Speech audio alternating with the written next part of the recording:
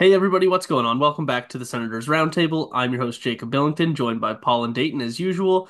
And today we have very special guest Julian McKenzie from The Athletic, the new beat writer for the Ottawa Senators. How are you, Julian? I'm doing all right, guys. Thanks so much for having me on your show. Pleasure to meet you guys. Yeah, absolutely. It's nice to see just some new faces in Ottawa. Obviously you've covered a couple teams over the past few years. You were with Montreal and Calgary, correct? Yeah, those are the two teams I was at before I got to Ottawa. Yeah. Yeah, so most people will know you from the CJ show if they follow any quality content online. Always a great time watching that. So we're here to talk There's some some Senators. shade at the other podcasts with that comment. It was good. I'm glad we're in that category. Yes, no, you're quite up there, and I mean CJ is very lucky to have as good of a host as you are. So I thank you. You're being way too kind with that. I'm no, the lucky to work with a chemistry's guy great. like I'm lucky to work with a guy like CJ. He's one of the best at what he does, and I'm really glad to be a part of that show. Awesome. So we're just gonna dive right into the Senators. We're recording this about an hour before puck drop in Utah. So first game against the Utah, probably Yetis, but for now it's the hockey club. They've had a pretty impressive season so far in some games not so much. So through their first five games, they're 3-2-0. Obviously, against the LA Kings, they've had a crazy game, 8-7. They lost to the Montreal Canadiens 4-1. So some ups and some downs. But Julian, I'll start with you. Who has been the Ottawa Senators MVP so far this season? It's probably Linus Ullmark, if we're being real about it, considering, I mean, I get he lost that second game, but considering what the goaltending has been like from basically since he's been out of the lineup, it has not necessarily been the most sure thing with this team. And even in that Montreal Canadiens loss, like it was really tough to put that game on Linus Ullmark. I think the Senators just kind of fell flat in that game. If you, I mean, that you literally just with the way that we're likely going to talk about goaltending later on in the show, like you could make a case because of how important he's been to this team so far that he could do that. In all seriousness, it's probably Jake Sanderson because of what he's been able to do on the offensive end, the defensive end. Of course, there's no doubt he's the team's number one defenseman. He's done so well on the power play as well. I would think that he would rise up for me on those rankings in terms of a team MVP. If you want to consider Tim Stützle, the start that he's had, that's also someone who could be a consideration. Officially, I will say Jake Sanderson, but I think through the first five games, going on six with this Utah game going on, uh, the biggest storyline right now is goaltending for this Ottawa Senators team, and they need Linus Ullmark back in the net as soon as possible. Goaltending being the biggest storyline. Where have I heard that before in Ottawa? Yeah, that's never happened. It's never happened in the history of this franchise. Never. No, yeah, it's a sensitive topic given the last 5 years or so. Paul, what about you? Who's your MVP? I was going to go with Jake Sanderson. He's tied with Stützle and Tkachuk for the most points on the team, and he's a defenseman. Shabbat, he compares very favorably to him, who's he's got two goals and he's a -6 in his plus minus. So I think Ottawa fans are raising an eyebrow to be sure, given what they pay Shabbat. He's got the highest average time on the ice of any defenseman by far. He's averaging 26 minutes, almost 26 minutes a game. Most blocked shots. I'd put my vote for him as MVP. Dayton, do you differ? I think I do differ, yeah. There's no question that Sanderson has been incredible, and his impact on the team is like he's clearly the number one defenseman right now. Definitely took it over from Shabbat, who I think held it for the last few years. But for my MVP, it's got to be Allmark. He's only played two games, but without them, they've looked kind of lost. He allowed the Senators to finally rely on a goalie, and once he was taken away, suddenly there's those defensive issues that are showing up again. With him in it, they're not that big of a deal. And I think he makes them a much more competitive team. Without him, they're kind of the same thing they were before.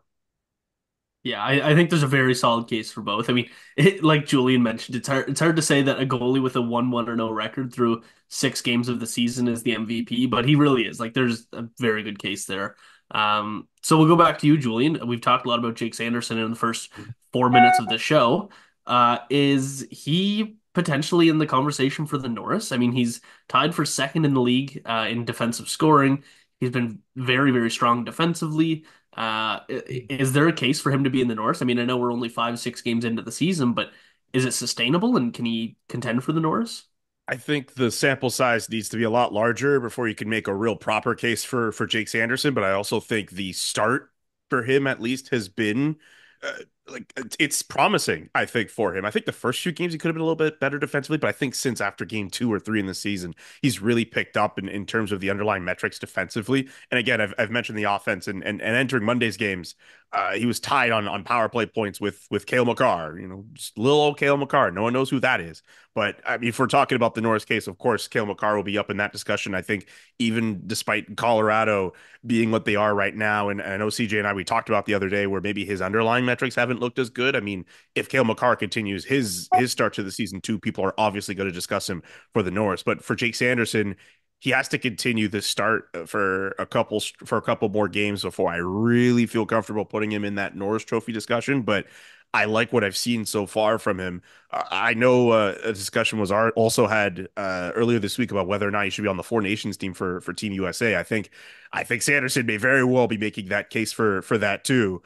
This could end up being a really big season for Jake Sanderson in his young career if everything continues to pan out the way that it has. Yeah, I mean, that's a really good point about the Four Nations. I mean, obviously you have Quinn Hughes, Adam Fox, and Charlie McAvoy locked in there, but like, how many other guys are you taking over Sanderson at this point? Um, Brock Faber, Jacob Slavin's also yeah. possibilities too, right? Like there's a lot of stacked players on that defense for Team USA, but like if Sanderson continues to play well, like I think you can make a case that he could be a bottom pairing or an extra defenseman on that team. Absolutely. Yeah, for sure. I mean, there's a lot of young talent, especially coming out of the U.S. defensive system, but he's certainly up there with some of the top guys. So that's a great point there. Um, Dayton, what are your thoughts? Does Jake Sanderson have a true shot at the Norris this season? This season, I don't think so. I could see him getting maybe like a few like third, fourth, fifth place votes. Especially if he keeps up his pace. He never projected to be a Cale Makar type guy. Like his skating is fantastic. His defense is good. But he wasn't ever a top offensive guy from what I remember in at the University of North Dakota. So I could see him hitting like a 50, 60 points this season, especially, with this really strong start. Things are clicking for him really well. I mean, you never know what's going to happen, but I think a start like that, you got to have at least a little bit of momentum heading into the season. And yeah, it's going to be a really, really good season for him, just like Julian said. But I don't think that's quite Norris worthy. Maybe in the future, I don't know, but not yet. Such a bummer. I know. And I I get think it though, but to Dayton's point, like we're in this generation of like insanely talented offensive minded defensemen.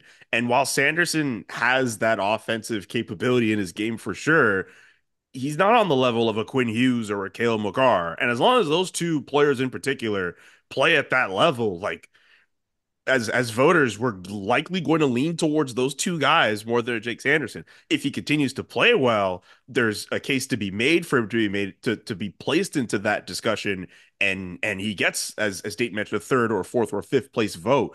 But as long as the cream of the crop of that position continue to play well, like Jake Sanderson needs to play above and beyond what we've normally seen him play to really put himself in that tier. And then that's an entirely different discussion about where we rank Jake Sanderson. But you have to like the start. It's really early, 5 games.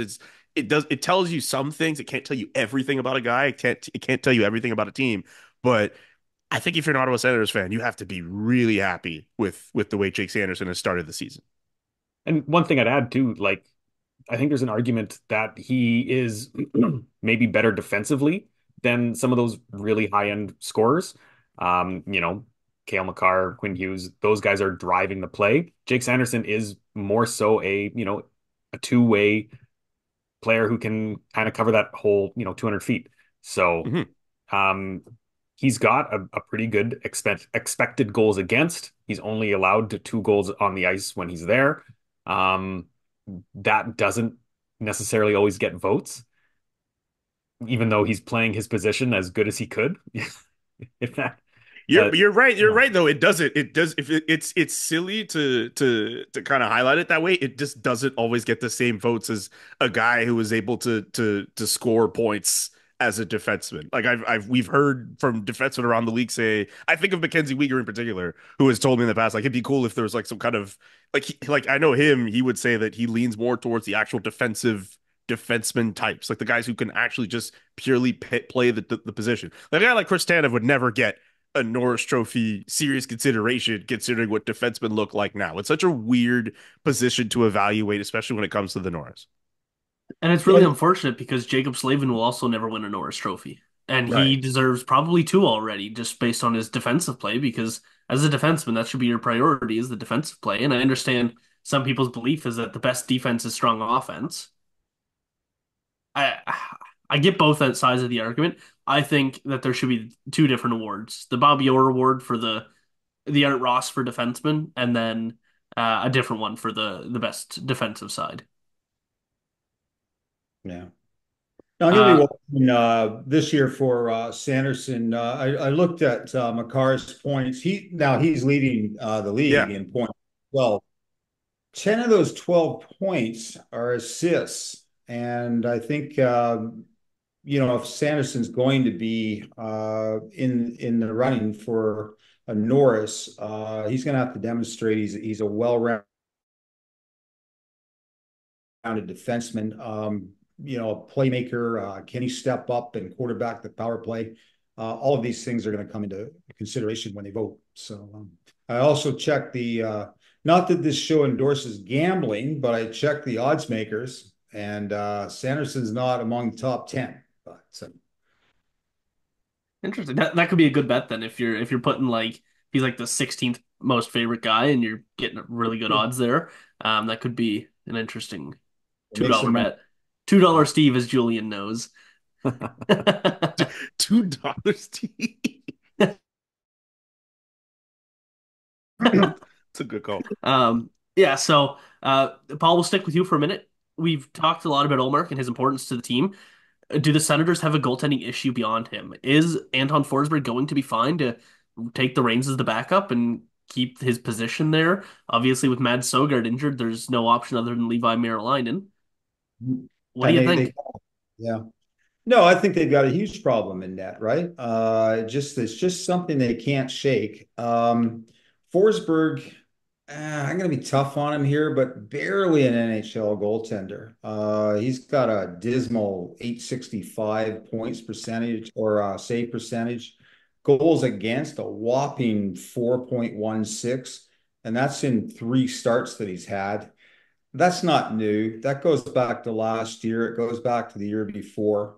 Sogard, I recall post-game interview after that when Forsberg was pulled, they asked Travis Green, okay, what do you think of Sogard in the 2 periods that he played? And Green said, average, one word. So they've got a huge problem on the backup. And, even if Ullmark is healthy, he can't play every game. And so the backup is going to have to play between 20 and 30 games. And that's enough games with Forsberg in the net to put you in a whole world of hurt. So, unless you have any argument to that, Julian, do you think the Ottawa Senators should be in the market for another backup goaltender? Figure out what to do with the money for Forsberg and whether they can offload him somewhere or like bring in a guy like Mackenzie Blackwood? I mean, in terms of offloading a guy like Forsberg, I wondered how viable that is as an option, considering the statistics that have been presented with him. I'm with you, Paul. Like he needs to be better in the goal right now. I think for right now, what the Senators have, Forsberg might have to be your option at least for tonight against Utah. We'll see how the rest of the week goes, but you have to call on him to be better. But if he can't get better, if you're the Senators, you need some other goaltender. I think I like the Mackenzie Blackwood option. You have to scout around the league and see if there's someone else who can play that position, especially if this team wants to be competitive and make the playoffs this year. Like I think in terms of their shopping list, like maybe that's one notch below getting another defenseman on this team, but backup goaltender should very much be high on the list of priorities here. I mean, you mentioned Paul, the fact that maybe the backup goaltenders have to play 20, 30 games. Remember, they're going to be relying on a Linus Ullmark who hasn't played more than 49 in one season, right? Like you're hoping that Linus Ullmark can be the guy, and he's shown that in the sample size that he's provided for this team in preseason and regular season. But you're still hoping a guy who has only played that many amount of games can go beyond himself for a regular season with this team, and the guy behind him has to be solid too. So I think if you're Steve Stais, you should already be at least thinking, what contingency plan could be in place. What move can you do to get yourself a better goaltender? Also, if you're Anton Forsberg, like kind of disappointing to see the start for him. I know he did do enough and over the weekend against the Lightning, but this guy's a pending unrestricted free agent at the end of the season too. Like there's a lot at stake for Forsberg and his NHL chances as well. Well, in the last Yeah. time he was a pending UFA, he put up a 917 save percentage in Ottawa over what was it, 44 games, 46 games or something like that. So it'd be nice if he would do that again in a backup role this year, but it's not seeming to go that way. But But uh, it's uh, early uh, too, right? Like exactly, we're having this conversation about him now. Dude could pitch like a 3-0 shutout against Utah and play the game of his life. And then by the exactly. time people listen to this podcast, it's like, oh, okay, well, maybe it wasn't that bad. Like I think for Forsberg, I get this, the start to his season has not been ideal. Matt Sogard getting pressed into surface the way that he did, tried to do as well as he could. Levi Merilainen getting called up. It's not looking great for the Ottawa Senators right now in terms of goal. They need Linus Ullmark back yesterday. But it's early. Maybe Forsberg turns things around, but if he doesn't, the Ottawa Senators must address that problem in net. Yeah. And just while we're on Allmark, Julian, what are your thoughts on the deal? Do you think 8.25 is too much for 4 years? Do you think that's just the price to lock him up, and that's kind of what the Senators had to do? What are your thoughts on that, real quick? I'm kind of leaning towards the second option. I think considering, I mean, you guys know better than me that this team has struggled with goaltending basically since Craig Anderson, and you have to pay for goaltending. I'm always of the belief that you need a goaltender, not necessarily the goaltender to get you through the playoffs and win the cup, but you can't just have anybody in net, and especially if you're a franchise like Ottawa who has been starved for a quality number one starter for years. You had to pay that money for a guy like Linus Ullmark, who has proven that he can hold down the fort in net. He has a Vezina trophy. Like you had to pay for that type of player. And I think the fact that they were able to make that deal work for the next 4 years, I have no problems with the deal for the Ottawa Senators. Yeah, I think that's the right thing. And we haven't had a chance to talk about that. We missed last week's episode. So, Dayton, I'll move to you with that. What do you think on um, the goaltending situation and the Allmark extension? Yeah, I'm still of the belief that this we're still kind of seeing the repercussions of the DJ Smith era. This you don't bring in five different goalies and have them all fail and not look at the bigger issues around that, right? I don't think it is a goaltending issue, and I think a lot of these guys are not like it's always going to take a few games. I think what is it, 10, 15 games for a new coach's system to kind of get implemented. And so we're still seeing these guys rely on what they've known for the last 4 years. Um, it's also kind of surprising to see Nick Jensen struggle a little bit with his expected goals against, and the 8 goals against that he's actually seen. Um, but yeah, Clevin and JBD haven't been fantastic. Shabbat has been kind of struggling on defense. These are guys that, should be better, and the goaltender is then suffering for that. You could rely on Ullmark to bail you out in those situations, and he proved that he could. Forsberg doesn't quite have that resume, and Sogard definitely doesn't have that resume. He's still developing, and I think every time they throw him into the deep end, it sets him back a little bit. It seems to, anyways. Um, so with the track record that Ullmark brought, the Senators look like they have a starting goalie. They look like they have a guy like they did in Craig Anderson, and the goaltending price seems to be around that 8 million. So they paid it, and I think they're going to not regret it. So I actually in June of this year I released an article. Senators have been a goaltending carousel since Anderson. So in the 4 seasons plus 5 games, do any of you have a guess as to how many goaltenders the Senators have used? Oh, it's going to be a Sorry, depressing sorry, number. repeat. Sorry, repeat the question. How many goaltenders have the Senators used since Anderson's last game as a Senator? So that was what, 2019, 1920. 1920. That was his last. Okay. I'm gonna say six. Dayton, how many goalies have they used? Oh, I think it's something like 10. I think we're in It's the double more. digits. Oh God. Paul, you got a guess? I'm gonna say 11. You're all too low. I knew it. 14 goaltenders. Matt Oh Murray, God. Philip I Gustafson, Anton Forsberg, I for Marcus Hogberg, Joey Decord, Mads Sogard, Cam Talbot, Kevin Mandolese, Levi Mierleinen, Dylan Ferguson, Jonas Korpisalo, and Linus Ullmark. I liked Wow. I Ferguson. completely undershot that completely. Wow. I didn't realize it was that many. Yeah, it's been insane how many goaltenders have been used in Ottawa. I mean, a couple years ago they used what was it, 6 or 7 in 1 season? Like they have a lot of issues in net, and that's kind of at this point it's hereditary. It's just there's no escaping it. So they need Olmark back yesterday, and they need to solidify that backup position.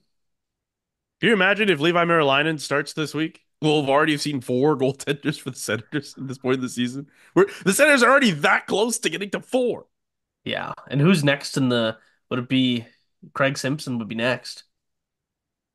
Does he have an NHL deal though? Or is he just AHL? He has an AHL deal, but they would need Yeah, to sign him to an NHL deal. He's next in line. I guess. Oof. Yeah, that's not good. Yeah, Um, Linus Ullmark needs to come back. yes, it Yes, sounds he like he's does. close. It sounds like he's close, which is good news. And I saw some people saying that like if tonight was a playoff game, he'd probably be playing and be able to push it. But I do respect that they're not rushing him, which is something that's really important that the old regime probably would have done with Pierre Dorion and DJ Smith. So there's organizational progress there. So. Yeah, no need to rush him with whatever strain he has. I admittedly when I saw that he wasn't going to start today, I was surprised. I wasn't surprised he didn't play on Saturday, that afternoon game against Tampa. I figured, all right, you know what? You just let him just go through the week rested and then go through travel and then you have him play against Utah. So to see him not play Tuesday night, I'm a bit surprised. Very curious to know how that will translate over for Friday later on this week. But yeah, I mean, yeah, I'm still a bit surprised he's not healthy enough to play, but better this situation where they're early in the year, still figuring things out, still very much it's still early in the year where this team isn't out of any playoff contention. So if Linus Ullmark misses a fourth straight game, it's not going to kill the Ottawa Senators. And if they were 1-4, he might be playing, might be trying to get this team back on track. Like Yeah, it they're sounds like three he's and two. right there. Like he's Exactly. the team's 3-2. Like the Senators could be in much dire straits. They have been. Yeah. Yes, They they sure have. have Yes, they been. have. Yes, they have. Yeah. Hopefully this is the year that they can break that playoff drought. But I don't know. It's a tight race in the East. There's a lot of really good teams. Hmm. Um, So we're gonna move on to Josh Norris now. He's got 3 goals and 5 points in his first 5 games. He's looked pretty good defensively. I mean, his shot, he's got 3 goals already. Is he back? So in the 2021-22 season, he scored 35 goals and he was the team's best two-way forward. I don't think it was close, particularly. Is he back after 3 shoulder surgeries in his young career already? Julian, is he back? For me with Josh Norris, he just has to stay healthy. I think the talent is there. I think he's a very capable player. I liked what he was able to provide against the LA Kings the other night, where I think that was like his first 3-point game. I think since signing that long contract with the Ottawa Senators, he's just gone through so much since signing that deal and the shoulder surgeries and whatnot.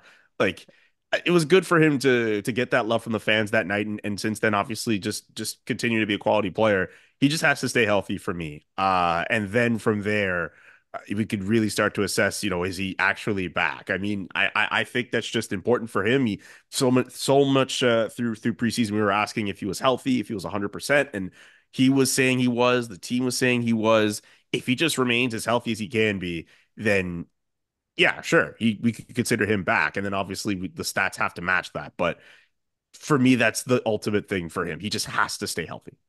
Yeah, and at this point last year, I think he was just suiting up for his first game in their fifth game. It might have been third or fourth, but I believe it was number five. And then he played 50 games, got injured again. And in those 50 games, he didn't look great. I feel like he already looks better in these five games than he has in his 50 games from last season. Hmm. Um, so yeah, that's really good news on that front at least. So Dayton, what are your thoughts on Josh Norris so far?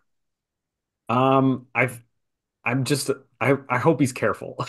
That's like he's doing so good right now. He's got at least one game winner. I wouldn't be surprised if he has more. He's hungry. He wants to be on this team. He wants to be producing. If he stays healthy, he definitely can hit that 35 again. I think he's like it's clear that he wants to be playing that same kind of level again.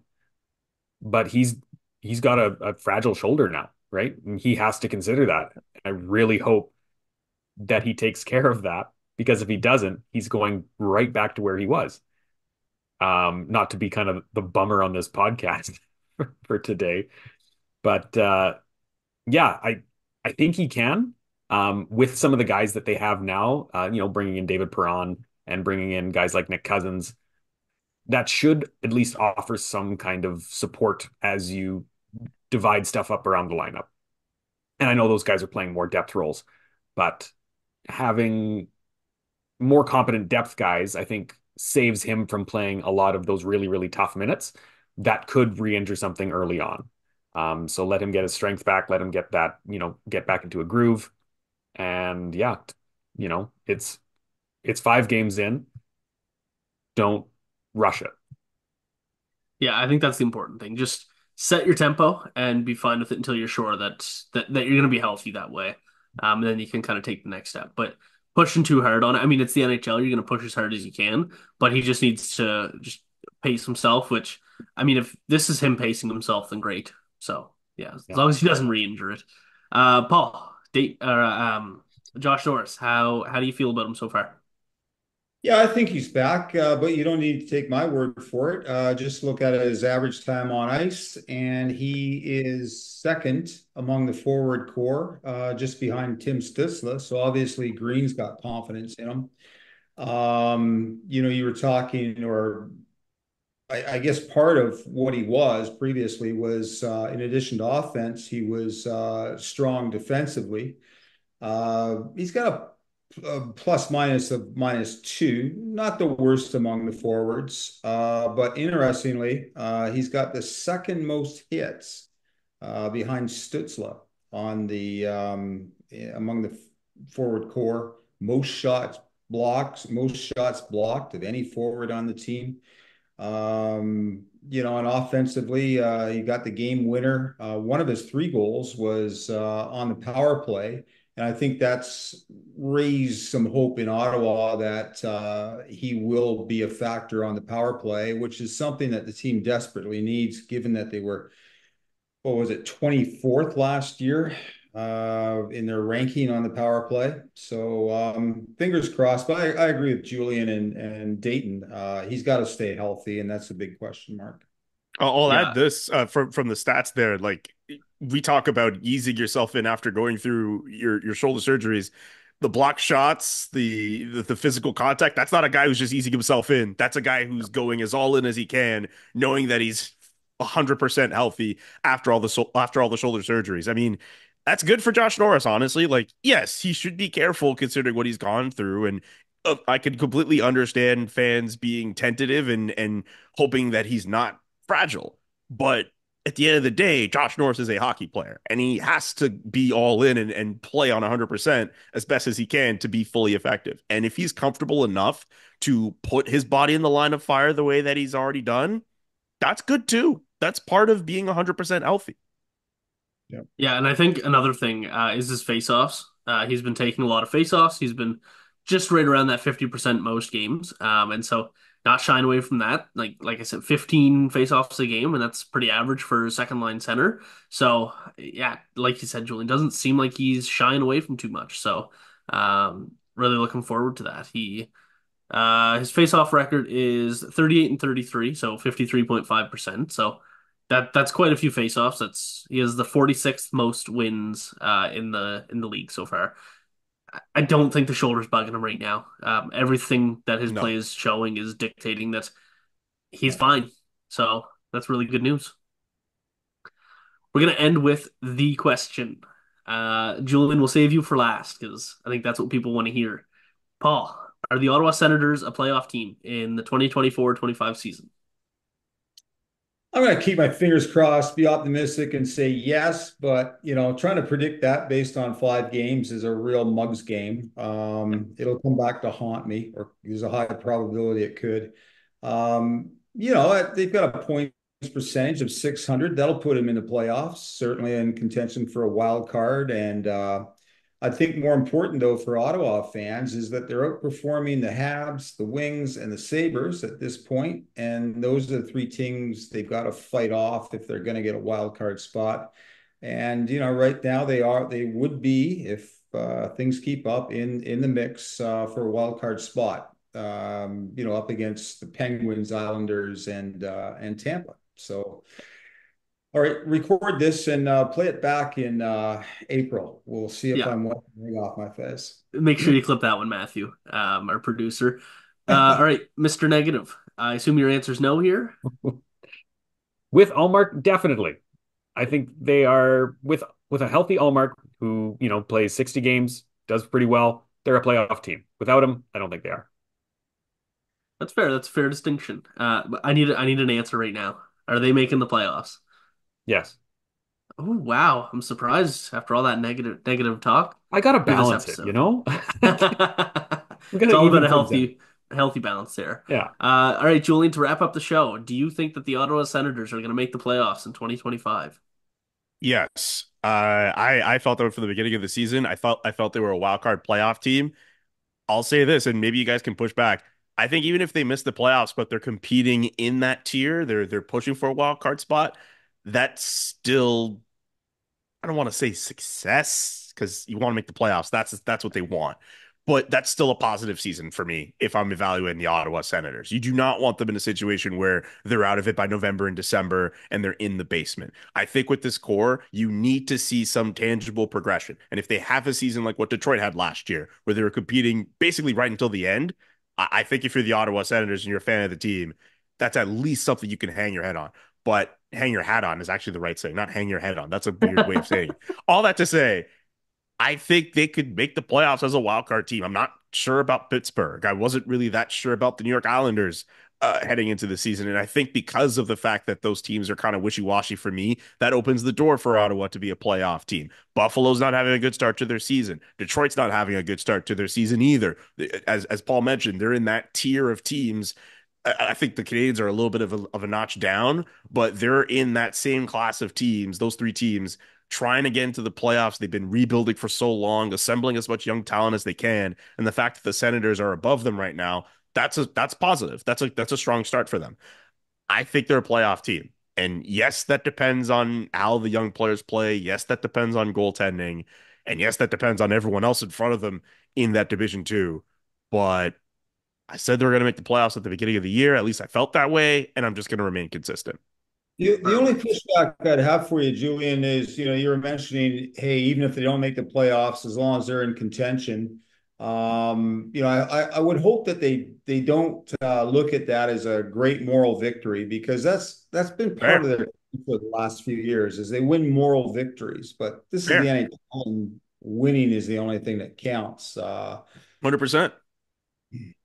I Yeah. And to your point, like I think if to go into the locker room, say the season goes where they miss the playoffs as of game 80 or game 81 or game 82 of their season, those guys are going to be pissed off. Those guys are going to acknowledge that it's a failure. They want to make the playoffs. Travis Green from day one has said this team, we're trying to make the playoffs. That's been the goal that's been established for this team. They would definitely consider it as a failure. I just think from the 1,000-foot view, looking at where this team has been the last few years up until that point, if it got to that point, it's a progression. It's better than what you've experienced over the last how many years. And maybe you're looking at the core a little differently versus if this team finishes the season in the basement, and then you're really pulling your hairs about how to push this team moving forward. Well, Yeah, and I think they've been out of contention by November, right? For the last 2 years. 100%. Yeah. 100%.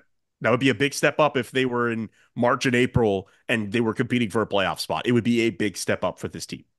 Yeah. and I think one of the biggest concerns among the fan base is if Ottawa's not 4 to 6 points out of the playoffs at least, like that's the worst that they can finish is like 4 to 6 points out of the playoffs. There's going to be a lot of talk about Brady Tkachuk again. It happened all Yep. summer, and he's saying all the right things. He signed. He's the captain. I don't see him wanting out. But after like, how much would you hate seeing your brother win the Stanley Cup, and you're going into year what 7 now, and you still haven't even sniffed the playoffs. Yeah. I wouldn't. Not just that his brother won the Stanley Cup. He won the Stanley Cup after he put his future into his own hands Yeah, with his contract and said, "Hey, I think it's best for me to move on and go to another team." He put his fate in his own hands and went to Brad Treliving and said, "Hey, get me out of here, put me on another team." Like if you're Brady Tkachuk, I'm of the belief that he's gonna stick this out. That's my belief. But if the Senators don't show enough tangible progress and his no movement clause is going to kick in as of July 1st, 2025. It's on the player. He can always say, hey, you know what? I don't want to waive it for whatever reason. But if you're the Ottawa Senators and you're thinking of whatever move you want to make, or if you're Brady Tkachuk and you're thinking about your future and this team's not playing at the level that you want, it's going to be a discussion topic. There's no way around it. no, and I totally agree. I also think that everything's going to be fine. He'll stick it out. He's committed and whatnot. But I also wouldn't blame him at this point. Like he's seen his brother do so much. He wants that. And I mean, if you have even watched a single game of either of the Kachuk players, they put everything on the ice every single game. And for Brady Kachuk to put as much as he is into this team, and for whether you want to point at the teammates or the management or the coach or the owner, obviously some of that has changed over the past year and a half, but everybody's seeming to let him down, and the whole team. And yeah, I wouldn't blame him at all. But obviously, hope it doesn't get to that point, and I don't think it will. But wouldn't be surprised. Yeah, it's why his mother put him in the back row of the Palisade, and Matthew got to sit closer to the front. Explanation I have. I love that commercial. That was such a great commercial. And then Ooh, the French language one with the the Joseph Joseph brothers. Brothers. That's a So great one good. too. Yes. Great commercial. Oh, I did Yeah. not expect that reference to get dropped. Speaking of the Joseph brothers, this is completely unrelated. Did you see their Halloween costume? Yeah, they dressed up as white chicks. Yeah. That was awesome. That was really good. Best thing ever. I thought that was hilarious. That So might be that's winning Halloween. I mean I don't have anything to compete with that, so that's really good. nothing. I love seeing the NHL players dress up as Halloween. They're so creative. I mean, Brady, you always get the Will Ferrell, whatever it's going to be. I hope it's Elf this year, Buddy the Elf. So, um, but yeah, so a lot of fun in this episode. A lot of negativity from Dayton. A lot of laughs with Julian and Paul. Um, Getting thrown around here. That's not to say, man. Like I didn't even think you were that bad. I was like, all right, fine. That's the way you want to speak. But it was good to hear the difference in opinion. Like it's yeah, fine. It's no, okay. absolutely. Honestly, usually it's Paul that's negative, Yeah. and then Dayton's always the chipper, happy one. So it was I nice, feel like nice change of tempo there. Paul's realistic. I feel like Dayton maybe more negative. Paul's just like, nah, I've seen enough. Yeah, I've seen enough of these teams. Trying to He's find the balance, right? realistic. He's realistic. yeah. Gotta find the balance. That's right, Dayton. Yes. But Julian, thank you so much for coming on. Really appreciate your time, and I hope you enjoy the game tonight. And hopefully, it's a good showing by Ottawa. And for everybody that's watching, thank you so much for checking this out. And we'll see you next week on the Senators Roundtable.